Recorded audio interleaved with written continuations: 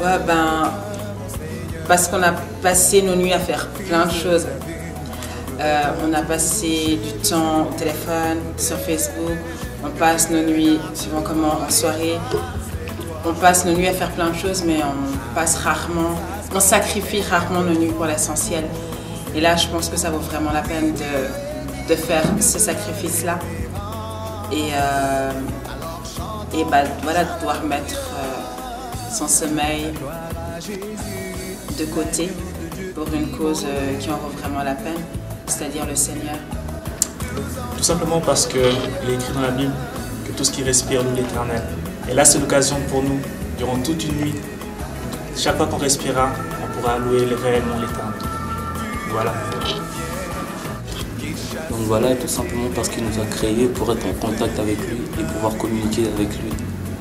Passer toute une nuit de louange en sa présence, à l'adorer, le louer, pour changer de nos nuits quotidiennes. Donc, rester connecté.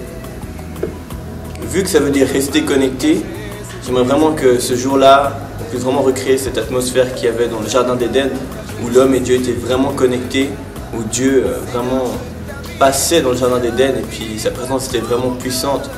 Et ce que je m'attends pour cet événement, c'est vraiment qu'on puisse recréer cette atmosphère du Jardin d'Éden, où on était vraiment connecté à 100% avec le Seigneur. C'est à quoi je m'attends à quelque chose de vraiment big, quelque chose de vraiment grand. Plein de gens dans une salle en train de louer, adorer le Seigneur, tous connectés à Christ, vraiment dans une ambiance d'adoration.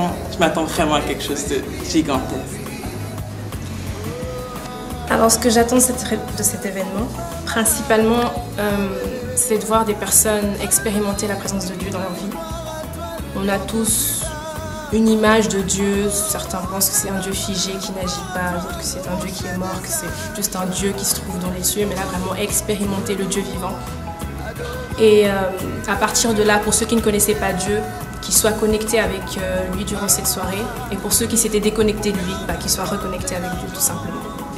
Donc voilà, on vous attend le 15 septembre, soyez à l'heure et stay tuned. Parce que des fois, il faut simplement faire un stop, s'arrêter et prendre le temps. Et là, ça vaut la peine de s'arrêter et de prendre le temps avec Dieu. Puis là, je voudrais inciter ceux qui préparent leur rentrée universitaire. Ça vaut la peine de s'arrêter, de prendre le temps avec Dieu avant de vous lancer dans une nouvelle aventure. Donc voilà. De 22h à 5h, tout ce temps-là, je cherche cette connexion avec mon Dieu.